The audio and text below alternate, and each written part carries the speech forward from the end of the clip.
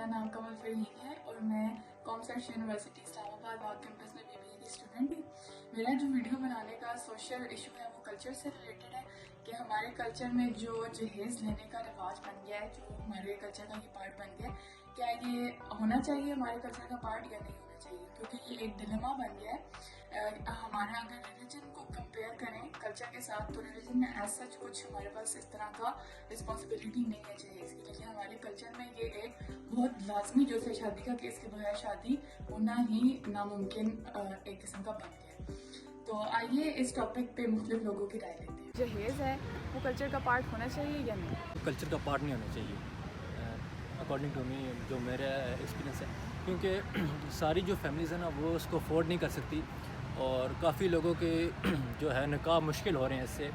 और अब जैसे कि मेरे वाले साहब फौत हो चुके हैं, अब मेरी दो बहनें हैं, उनकी जो भी है रिस्पॉन्सिबिलिटी मेरे ऊपर है या मेरे बड़े भाई के ऊपर है। तो हमारे अब ये कल्चर में है कि हम अपनी बहनों को जहेज़ देते हैं और अच्छा खासा जहेज़ देते हैं, और ये जिसकी वजह से हम खुद भी डिले कर रहे हैं अपनी बहन की शादी को।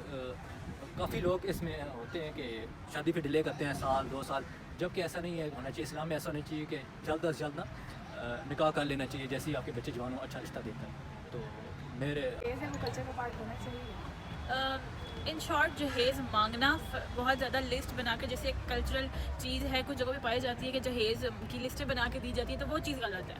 मतलब एक बंदा प्रॉपर शादी करके आपके साथ आ रहा है, वो बंदा इंपॉर्टेंट है या वो चीज़ें मटीरियलिस्टिक अप्रोच है ये। लेकिन हाँ, अगर उसके पेरेंट्स उसको उसकी आसाइश के लिए कुछ चीज़ें देना चाहते हैं, of course that will be considered in जहेज़ ना, तो वो और चीज़ आ जाती है। वो अपनी मर्ज़ी से अपनी गुंजाइश के मुताबिक दे रहे हैं, तो दैट इज़ वेरी गुड, वो अपने हिसाब से देंगे। लेकिन आपकी फरमाइशें करना बार बार या बहुत लंबी चौड़ी फरमाइशें कर देना, मेरा ख्याल है that is not good, that should not be appreciated. देखिए, ये डिपेंड करता है कि अगर वो तो फैमिली वेल इस्टेब्लिश्ड है एंड अगर वो लाइक अपनी बेटी के प्यार और मोहब्बत में अगर वो देना चाह रहे हैं तो वो दे सकते हैं। बट अगर वो फैमिली इतनी उनकी एबिलिटी नहीं है देने की, तो आप उन पे बर्डन ना डालें, उनको इतना फोर्स नहीं किया जाए कि वो जहेज़ देंगी तो ही मतलब उनकी शादी होगी। मोस्ट ऑफ़ द टाइम अगर आप पाकिस्तान में देख रहे हैं कि कुछ जो लड़कियां हैं अगर जहेज़ नहीं लेके जाती, आफ्टर मैरिज उनको काफ़ी सफ़र करना पड़ता है, वो काफ़ी सुनती हैं बातें वगैरह। तो ये मेरे ख्याल से जिनकी एबिलिटी नहीं है उन पे ये लाइक इम्पॉर्टेंट नहीं है कि वो जहेज़ दें। That's it, thank you. अगर हम लोग इस्लामिक पॉइंट ऑफ व्यू से देखें तो नहीं होना चाहिए। अगर जैसे अब हमारे कल्चर में है कि अगर लड़की जहेज़ नहीं लाएगी तो उसको आगे टोंट होंगे उसके लिए, और जैसे शादी होती है तो अलग-अलग घर हो जाते हैं, तो घर की चीज़ें हमें ज़रूरत होती हैं, तो इसलिए देना चाहिए। तो व्यूअर्स, हमने अपने जो सोशल टॉपिक है उससे रिलेटेड मुख्तलिफ लोगों की राय ले ली है।